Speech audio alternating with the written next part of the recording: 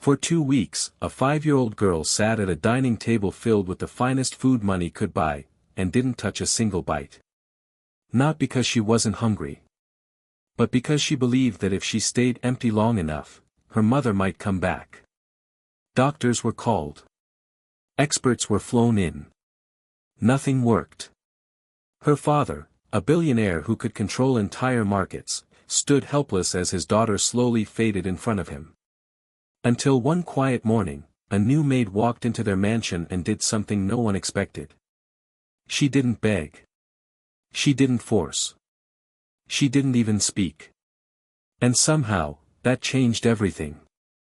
The first sign something was terribly wrong wasn't the silence.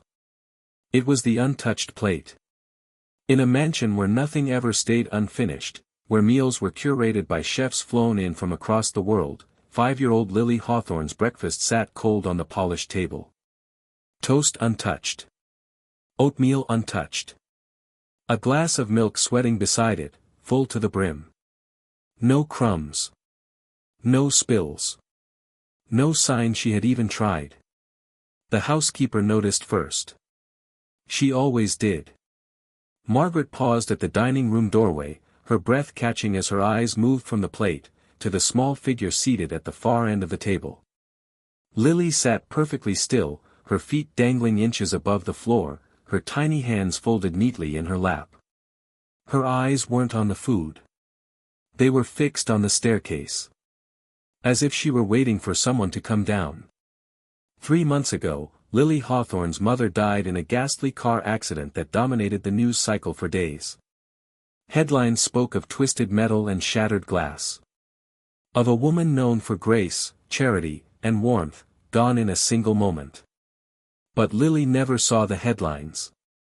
At first, she believed what she had always believed when her mother disappeared for days or weeks at a time. She traveled, Lily had said quietly. So every morning, Lily waited. She waited by the staircase, convinced that any second now, her mother would appear, heels clicking softly, coat draped over her arm, smiling that familiar smile that always made Lily feel safe. But mornings came. And evenings followed. And her mother never returned. When the truth finally settled into Lily's small heart, it didn't arrive loudly. It came like winter. Slow. Cold. Relentless. Lily stopped talking. Stopped playing.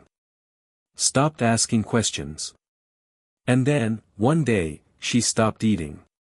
Sebastian Hawthorne stood in his glass-walled office 30 floors above the city, staring at numbers that no longer made sense to him. Stock prices rose. Contracts closed. His empire thrived. And yet, everything that mattered was unraveling. His phone buzzed. Again. He ignored it. Because he already knew who it would be. When he finally answered, his voice was sharp, controlled, trained to command boardrooms and billion-dollar negotiations. Yes. There was a pause on the other end. Then Margaret's voice, trembling despite her years of composure. Sir. Lily hasn't eaten again. Sebastian closed his eyes. 2 weeks. 2 weeks since his daughter had taken more than a sip of water. Doctors had come and gone. Pediatric specialists. Child psychologists. Nutritionists who spoke in careful tones and avoided words like danger and risk. They all said the same thing in different ways. She's grieving. Her body is responding to trauma. Time will help. But time was doing the opposite. Sebastian returned home late that night, his footsteps echoing through the vast halls of a house that once felt alive. He passed rooms filled with expensive art and furniture chosen by a woman who would never sit on them again. He stopped outside Lily's bedroom. The door was open. She lay curled on her bed, clutching a small stuffed rabbit against her chest. Her cheeks were pale. Her frame thinner than it should be.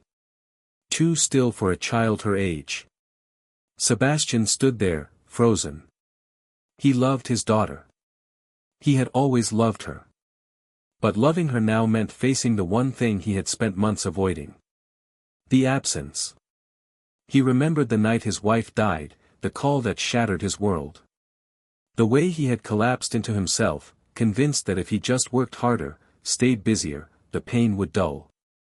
Instead, it multiplied. And his daughter had been watching the entire time. Sebastian stepped into the room and sat on the edge of the bed. "Lily," he whispered. She didn't respond. Not even a flicker of her eyes. He reached out, hesitating before resting his hand gently on her back. She was warm. Alive. But so far away. "I'm here," he said, though he wasn't sure she believed him. Downstairs, untouched plates continued to pile up. And somewhere deep inside the mansion, an unspoken truth lingered like a held breath. Time was running out. Mariah arrives on a quiet morning, carrying nothing but a small suitcase and a heart that knows how to be careful.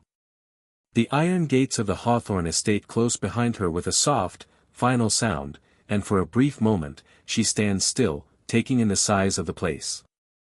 The mansion rises before her like a monument to permanence, stone, glass, order. Everything precise. Everything controlled. She has worked in large homes before. Wealth doesn't intimidate her. But grief does. Margaret greets her at the door, eyes tired, posture stiff from weeks of worry. She doesn't waste time with pleasantries. "The child doesn't speak," she says as they walk. She doesn't eat. And she doesn't respond well to pressure. Mariah nods. She listens more than she speaks. Always has. "And the father?" Mariah asks gently. Margaret hesitates. "He loves her," she says carefully. But love isn't always enough when pain goes unanswered. Mariah understands that kind of love. Upstairs, Lily sits in her usual place by the window, legs tucked beneath her, stuffed rabbit pressed against her chest. Sunlight pools around her, but she doesn't move toward it. She barely blinks. Mariah doesn't announce herself. She simply sits down on the floor, a few feet away. No greeting. No instructions. No questions. Just presence. Minutes pass. Lily's eyes flicker once, quick, cautious, before returning to the window. Mariah doesn't smile. She doesn't frown. She takes a small apple from her pocket, wipes it on her sleeve, and begins to eat it slowly. Each bite deliberate. Each crunch soft in the quiet room. She doesn't offer Lily a piece. She doesn't even look at her. When lunchtime comes, Mariah carries Lily's tray into the room and sets it down nearby. Then she brings her own meal, a simple bowl of rice and stew, and eats beside her, humming softly under her breath. The tune is old. Familiar. Something her mother used to hum when the world felt too heavy. That night, Mariah kneels beside her bed before sleeping. Not dramatically. Not loudly. Just a whispered prayer. "God, help me not rush what you're still healing." Sebastian notices the difference 2 days later. Not because Lily eats. But because the house feels quieter. Not tense. Not brittle. Just still. He passes Lily's room and pauses. Through the slightly open door, he sees Mariah sitting cross-legged on the floor, rolling a small wooden car back and forth to herself, making exaggerated engine noises.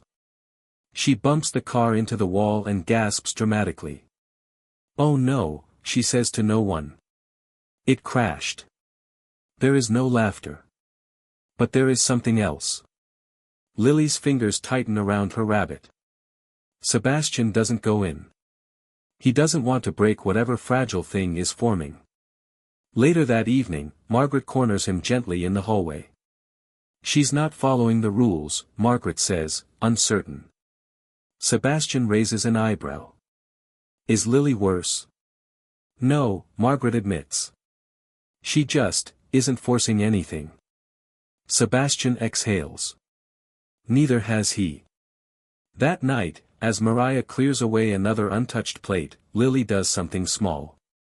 Almost invisible. Her eyes follow the spoon as Mariah lifts it to her own mouth. Just once. And Mariah pretends not to notice.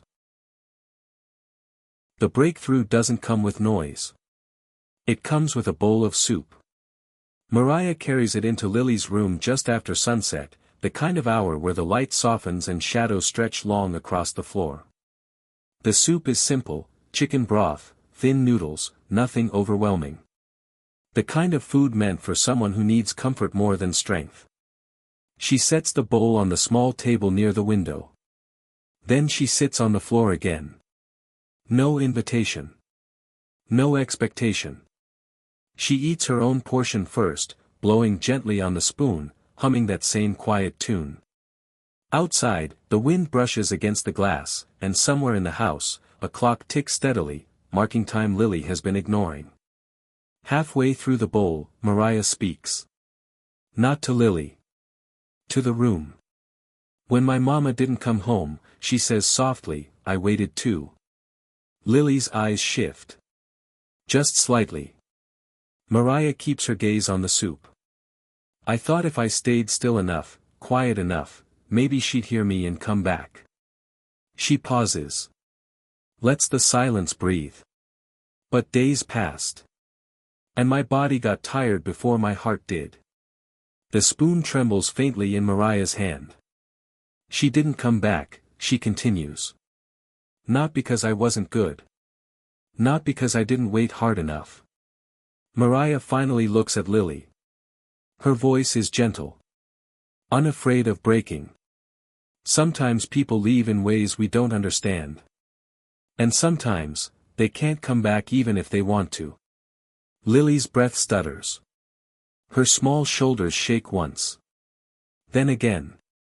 The stuffed rabbit slips from her hands and falls to the floor. No, Lily whispers. It is the first word she has spoken in weeks. Mariah doesn't rush toward her. She doesn't touch her. She just nods, as if Lily has said something very important. I know, Mariah says. I said the same thing. Lily's eyes fill, tears spilling over as if a dam has finally cracked. She said she'd come back, Lily whispers, her voice thin, fragile. She promised. Mariah reaches for the second spoon. She dips it into the soup. She holds it out, not toward Lily's mouth. Just, near her. The steam curls upward. Warm. Inviting. Sometimes promises aren't broken, Mariah says softly. Sometimes they're finished in a different way. Lily stares at the spoon. Her stomach aches. Her throat burns. Her body remembers hunger. Slowly, with hands that tremble, Lily reaches out. She takes the spoon. She brings it to her lips. And eats. Down the hallway, Sebastian has stopped walking. He stands frozen, unseen, his heart pounding as he watches through the narrow opening of the door. His daughter eats. His daughter cries. And for the first time since the night his wife died, Sebastian lets himself feel something other than numbness. He presses his hand to the wall, silently praying, not for miracles, but for mercy. For time. For a second chance. Sebastian doesn't enter the room right away. He stays where he is, just beyond the doorframe, listening to the soft sounds he has been starving for, his daughter's uneven breathing, the quiet clink of a spoon against porcelain, the gentle murmur of Mariah's voice grounding the moment. He feels like an intruder in his own home. When the bowl is half empty, Lily's shoulders sag with exhaustion. Grief is heavy work. Mariah gently takes the spoon back and sets it aside. That's enough for today, she says kindly. You did something very brave. Lily nods, eyelids fluttering. Will she be mad? Lily asks suddenly. Because I ate without her. The question lands like a blow. Mariah inhales slowly. Chooses her words with care. No, she says. She'd be glad you're taking care of yourself. Sebastian steps into the room. His presence is quiet, uncertain, like a man afraid the floor might give way beneath him. Lily, he says. She looks at him. Really looks at him. Her eyes search his face, as if trying to find something she lost there months ago. Daddy, she whispers. His knees almost buckle. He crosses the room and kneels in front of her, bringing himself down to her level. His voice shakes despite his effort to steady it. I'm so sorry, he says. I should have been here. I should have stayed. Lily's lower lip trembles. I thought, if I didn't eat, maybe she'd come back, she admits. Maybe she was waiting for me. Sebastian's chest tightens painfully. He gathers Lily into his arms, holding her gently but firmly, as if afraid she might disappear if he lets go. Oh, sweetheart, he murmurs. Your mommy didn't leave because of you. And she wouldn't want you to hurt yourself to bring her back. Tears soak into his shirt. He doesn't pull away. For the first time, he allows his daughter to see him cry. I lost her, Sebastian continues, voice breaking. And I didn't know how to be your daddy without her. But I'm learning. I promise you, I'm learning. Lily clings to him. Behind them, Mariah steps quietly toward the window, giving them space. She bows her head just slightly, whispering a prayer of gratitude under her breath, not because the pain is gone, but because the wall has finally fallen. Later that night, Sebastian finds Mariah in the kitchen, rinsing dishes. You saw something we didn't, he says. She shakes her head gently. I just listened. He nods slowly. I don't want to lose her, he says. Not like this. You won't, Mariah replies. Not if you stay. Sebastian looks toward the staircase, where Lily's soft footsteps now echo again. I will, he says. With God's help. I will. The house feels different that night. Not healed. But healing. Time moves differently after grief loosens its grip. Weeks pass. Then months. Spring finds its way into the Hawthorne estate, softening the sharp edges winter left behind. Sunlight spills freely through windows that were once always curtained. Laughter, quiet at first, cautious, returns to rooms that had learned how to echo. Lily eats now. Not much at first. Just enough. Enough to grow stronger. Enough to color her cheeks with life again. She still keeps the stuffed rabbit close, but it no longer feels like a shield. It's simply something she loves. Every evening, she and Sebastian sit together at the small table near the window. No phones. No meetings. Just dinner and stories. Sometimes they talk about her mother. Sometimes they don't. Both are allowed. Before bed, Lily insists on one thing. They pray. Not long prayers. Not complicated ones. Just gratitude. And a small request that always sounds the same. Please take care of Mommy in heaven. And thank you for bringing Mariah. Mariah stays. At first, as a helper. Then as something more difficult to name. She becomes part of the rhythm of the house, the quiet strength holding space for joy to return. She teaches Lily how to knead dough, how to sing off-key without caring, how to cry without feeling ashamed. Sebastian watches it all from a distance at first. Then closer. One evening, as they sit on the porch watching Lily draw pictures on the stone floor with colored chalk, Sebastian finally speaks the thought that has been growing in his chest. You didn't just save my daughter, he says quietly. You saved me too. Mariah doesn't answer right away. She watches Lily, who looks up and waves proudly, holding up a drawing of 3 stick figures holding hands beneath a wide, uneven sun. A family. I think, Mariah says slowly, we were all being saved. Just at different times. Their connection isn't rushed. It grows in the spaces between shared responsibilities and quiet conversations. In morning prayers whispered over coffee. In late nights where grief is spoken aloud without fear.